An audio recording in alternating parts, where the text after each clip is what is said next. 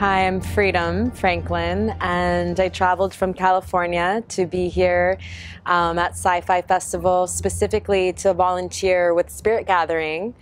And I just did a beautiful talk to a large amount of people, and we covered so many things. And what I do is I open my channel to Spirit, and I tune in to everyone that comes into the space. And from there, I got my download. And so what I shared about today was understanding the components of the matrix system, and specifically how this system is designed to keep all of us beautiful souls trapped. And so I talked about how do we collapse the old paradigm and anchor in the new paradigm, specifically around the conversation of money, to actually release all belief systems and agreements and conversations around scarcity and lack consciousness, and how to remember that we are all light beings, which means we have the power to alchemize energy. You can turn any form into another form. So if there's anywhere in your life where you are experiencing disempowerment, you can take this energy and you can alchemize it, and you can turn it into a new form of energy. So this is expanding on the law of attraction. And one of the things I said, you know, there's a big conversation in spiritual community or conscious communities about the law of attraction, and your vibration attracts a certain vibration. But then my question was, how come there are some very dark people on the planet with millions of dollars and very heart-centered people on the planet who are poor? So let's expand on what this law of attraction actually is. And we took it to a new level of learning how to play with energy so that you can expand your energy. You can create from a place of raising your value on your services.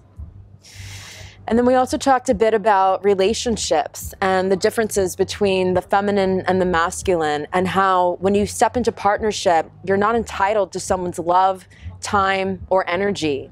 And radical self-responsibility is being responsible for your own emotional container and actually checking in with other beings. Do you have time to support me? Can you show up for me? And asking very clearly, this is what I need, and this is how I need it. And then allowing your partner to choose yes or no. And by doing this, healing the divide between the masculine and the feminine, and these core wounds and these core traumas that stemmed from childbirth, actually.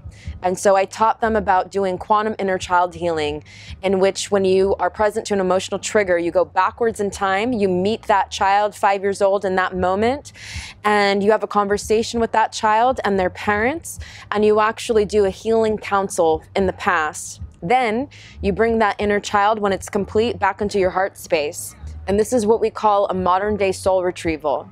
So what I was sharing with everyone is, yes, plant medicine ceremony is a beautiful way to get to know the self and to heal and to integrate. And you can also you can have a quantum shift in your consciousness. You can do this work in 15 minutes. You can rewrite the past, because we are multidimensional beings. And when you learn how to play with the timelines and you learn how to heal a past moment, it's as if it never happened.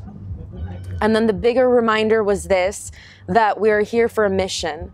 And that mission is to anchor in the new earth, or rather to remember the Garden of Eden, to remember their original origins, in this place of all abundance, in this place where all of your needs were always met, in this place of omnipresence. So really remembering, what does it mean to realize the self as spirit, and to reconnect to the human being, the human aspect, to release any shame around having quote unquote negative emotions. So we talked a bit about how anger and rage and grief is not a negative emotion, and people are very frightened about lowering their vibration. They're very addicted to always being in a high vibration. But what actually your access to power is being authentic and transparent about who you're being and what you're present to right now in this moment.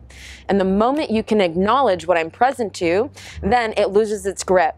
And you don't actually, you see, you don't have to try to get yourself out of the emotion. You can actually just be with it, even if you need a day or 2 days or 3 days.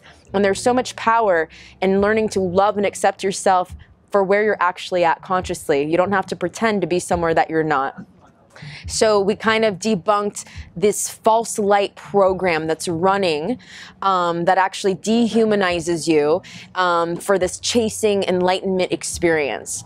And so what if enlightenment is actually being present to what you're present to right now in this moment? That was the first piece. And second, we broke the agreement to agree to keeping each other disempowered around money in this poverty consciousness, and to keeping people in this old belief system, in this old pattern. You are an alchemist. You can create, you can shift timelines, you can do so much. And so to really remember that this power exists inside of you, and this power actually comes from learning how your emotions work. So it was all about tapping into our inner alchemy, and it was received, and it was beautiful. And my mission is to actually go around the planet, find the other mission leaders, check in with them, what's working in community, what's not working, and I'm going to gather all of this information.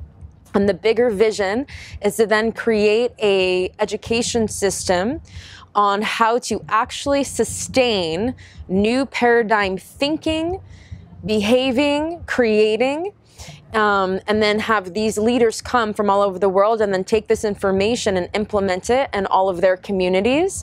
And this is how I see the shift actually taking place in reality, in real time and space. And it was such an honor to be here and to meet you. And so this is what we did this work today.